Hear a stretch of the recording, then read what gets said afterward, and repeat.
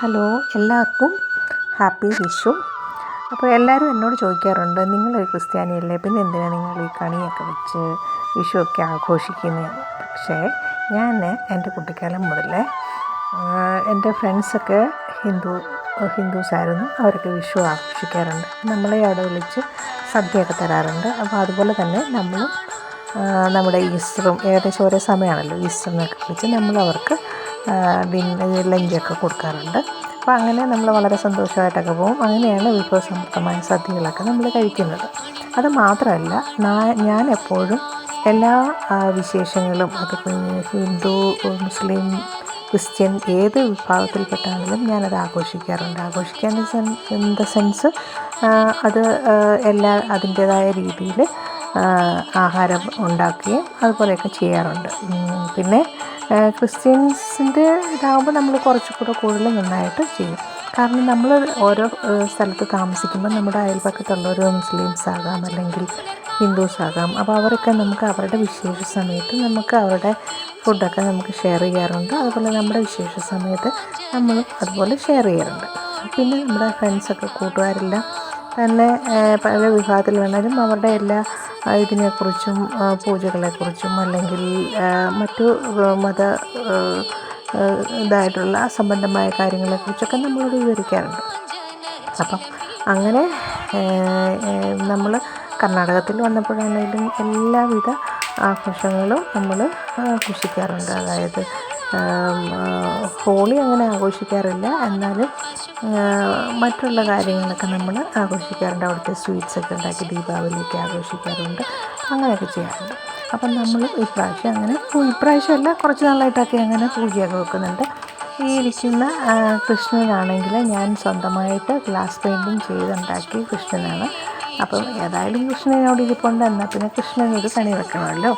അപ്പോൾ അങ്ങനെ ഞാൻ വെറുതെ ഒരു സദ്യ ഉണ്ടാക്കാം എന്നൊക്കെ വിചാരിച്ച് ഞാൻ സാധനം വാങ്ങാൻ പോയപ്പോഴത്തേക്കും കുറച്ച് പച്ചക്കറിയൊക്കെ വാങ്ങി, ഫ്രൂട്ട്സൊക്കെ വാങ്ങി തിരിച്ച് വരുമ്പോഴേക്കും അവിടെ കണിക്കൊന്ന നിൽക്കുന്നു. അപ്പോൾ സാധാരണ കണിക്കൊന്നയിൽ അങ്ങനെ പോകുമൊന്നും ഉണ്ടാകാറില്ല. അത് പ്രത്യേകിച്ച് വിഷുവിൻ്റെ സമയമാകുമ്പോൾ ആരെങ്കിലുമൊക്കെ പറിച്ചുകൊണ്ട് പോവുകയാണ് ചെയ്യാറ്. പക്ഷെ ഞാൻ അങ്ങനെ വന്നപ്പോൾ അവിടെ വിഷുവിൻ്റെ തലേദിവസമാണ് പോയിട്ട് വന്നപ്പോൾ അവിടെ നിറച്ച് കണിക്കൊന്ന നിൽക്കുന്നു. അപ്പം എങ്ങനെ പറിക്കും, എല്ലാം മുകളിൽ. അപ്പോൾ 2-3 പിള്ളേർ സൈക്കിളൊക്കെ ചവിട്ടി വരുന്നുണ്ട്. അപ്പം ഞാൻ അതുങ്ങളെയൊക്കെ വിളിച്ചു. അപ്പോൾ എനിക്കത് മരത്തിൽ കയറി പറിച്ച് തരാനായിട്ട് അടുത്ത് കൂടി. അങ്ങനെ നോക്കുമ്പോഴാണ് താഴെ ഒരു തോട്ടി കിടക്കുന്നത്. പിന്നെ ഞാൻ അതുങ്ങളുടെ സഹായമില്ലാതെ ആ തോട്ടി എടുത്ത് 2-3 കണിക്കൊന്നയിൽ നിന്ന് അതിൻ്റെ പൂവുകളൊക്കെ പൊട്ടിച്ചെടുത്തു. അതിനുശേഷം പിന്നെയും മുന്നോട്ട് നടന്ന് അവിടെ നിന്ന് പിന്നെയും കുറച്ച് ഫ്രൂട്ട്സൊക്കെ വാങ്ങി, അതുപോലെ തന്നെ മറ്റ് സാധനങ്ങളൊക്കെ നല്ല താളിക്കാൻ പറ്റുന്ന മൺകലമൊക്കെ വാങ്ങി. അതിനുശേഷം പിന്നെയും മുന്നോട്ട് പോയപ്പോഴത്തേക്കാണ് ചക്ക വെച്ചുകൊണ്ടിരിക്കുന്നത്. അപ്പോൾ 3-4 ദിവസം മുമ്പ് ഞാൻ നിങ്ങൾ നോക്കി വെച്ചിട്ടുണ്ടായിരുന്നു. ഇപ്പോൾ കർണാടകത്തിൽ ബാംഗ്ലൂരിലൊക്കെ ചക്ക ഇറങ്ങിയ സമയമാണ്. അപ്പോൾ നമുക്കൊരു ചക്ക മേടിച്ച് വേവിക്കണം, പഴുപ്പിക്കണം എന്നൊക്കെ വിചാരിച്ചിരിക്കുകയായിരുന്നു. അപ്പോൾ അങ്ങനെ നോക്കിയപ്പോൾ ചക്ക കണ്ടു. പിന്നെ അവിടെ നിർത്തി ചക്കയും കൂടെ വാങ്ങി അങ്ങനെ വീട്ടിൽ കൊണ്ടുവന്നു. അങ്ങനെ എല്ലാ സാധനങ്ങളും നമുക്ക് ഏകദേശം ഈ തലേദിവസം ഞാൻ മത്തങ്ങ മേടിച്ചിട്ടുണ്ടായിരുന്നു. പക്ഷെ മത്തങ്ങ ഞാൻ വിഷുക്കണിക്ക് വെച്ചില്ല. അങ്ങനെ വിഭവസമൃദ്ധമായ സദ്യ രാവിലെ തൊട്ട് തുടങ്ങി ഉണ്ടാക്കി ഏകദേശം കറക്റ്റ് 2 മണിയായപ്പോൾ 10-15 കൂട്ടം കറികളോടുകൂടി നമ്മൾ സദ്യ ഉണ്ടാക്കി. അതായത് പരിപ്പ്, സാമ്പാർ, ശർക്കര വരട്ടി, ചിപ്സ്, പിന്നെ നാരങ്ങാച്ചാറ്, പുളിയിഞ്ചി, കാളൻ തോരൻ, മെഴുക്കുവരട്ടി, ക്യാബേജ് തോരൻ, ബീറ്റ്റൂട്ടും പൊട്ടറ്റോയും മെഴുക്കുവരട്ടി, അവിയൽ, കൂട്ടുകറി, പിന്നെ അങ്ങനെ പല സാധനങ്ങളെല്ലാം കൂടെ കൂട്ടി നമ്മൾ പച്ചടി ഉണ്ടാക്കി, പച്ചടി അതെല്ലാം ഉണ്ടാക്കി നമ്മൾ സദ്യ ഉണ്ടാക്കി. അങ്ങനെയാണ് നല്ല ആഘോഷമായിട്ടൊരു സദ്യ മോളിയാഴ്ച കിട്ടിയിട്ടുണ്ടായിരുന്നു. പിന്നെ പപ്പടം ഒക്കെ ഉണ്ടായിരുന്നു, പഴം എല്ലാം. പിന്നെ പായസം നമ്മൾ വെച്ചത് നല്ല നാദരം പാൽപ്പായസമാണ്.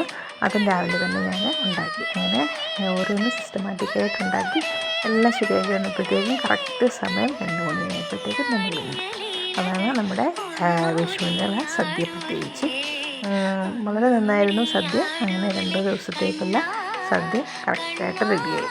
അപ്പം ഇതാണ് നമ്മുടെ ഈ പ്രാവശ്യത്തെ വിഷു സദ്യ. അതുപോലെ തന്നെ വിഷുക്കണിയെല്ലാം വളരെ ഭംഗിയായിട്ട് തന്നെ നടന്നു. പ്രത്യേകിച്ച് കണിക്കൊന്ന കിട്ടിയതാണ് ഏറ്റവും പ്രാധാന്യമുള്ള കാര്യം. അങ്ങനെയൊന്നും ഞാൻ പ്രതീക്ഷിച്ചിരുന്നില്ല കിട്ടുമെന്ന്. ഒരു പ്രാവശ്യം എനിക്ക് മാർക്കറ്റിൽ നിന്ന് ഇങ്ങനെ കവറിലാക്കി കിട്ടിയിട്ടുണ്ട്. പിന്നെ ഇപ്രാവശ്യം സൂപ്പർ മാർക്കറ്റിൽ അങ്ങനെ വിൽക്കുന്നുണ്ടായിരുന്നു, പക്ഷേ അതിന് മുമ്പ് എനിക്ക് കിട്ടി.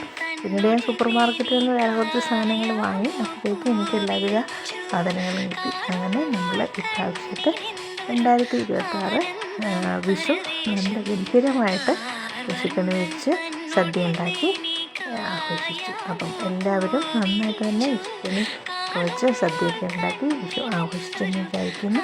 എല്ലാവർക്കും സന്തോഷകരമായ ഒരു വർഷം ആശംസിക്കുന്നു. അതോടൊപ്പം എൻ്റെ ഈ വീഡിയോ കണ്ടതിൽ thank you. Stay tuned to my channel. I request all of you to subscribe my channel too. പിന്നെ നിങ്ങളുടെ അഭിപ്രായങ്ങളും കമൻറ്റും ഒക്കെ ഞാൻ ഇതോടൊപ്പം പ്രതീക്ഷിക്കുന്നു. നിങ്ങളുടെ വിഷുവൊക്കെ എങ്ങനെ ഉണ്ടായിരുന്നെന്ന് കമൻറ്റിൽ രേഖപ്പെടുത്തുക. അപ്പോൾ താങ്ക് യു. വീണ്ടും മറ്റൊരു നല്ല വിശേഷങ്ങളുമായിട്ട് കാണാം. അതുവരെയായിരിക്കും. Thank you. ബൈ. ഈ ഒരു വീഡിയോയിൽ കൂടെ എനിക്ക് കൊടുക്കാനുള്ള മെസ്സേജ് എന്താണെന്ന് വെച്ചാൽ, നമ്മൾ ഏത് മതത്തിൽപ്പെട്ടവരായാലും നമ്മളൊരു മതസൗഹാർദ്ദം നമ്മുടെ കുട്ടികളെ കാണിച്ചു കൊടുക്കണം.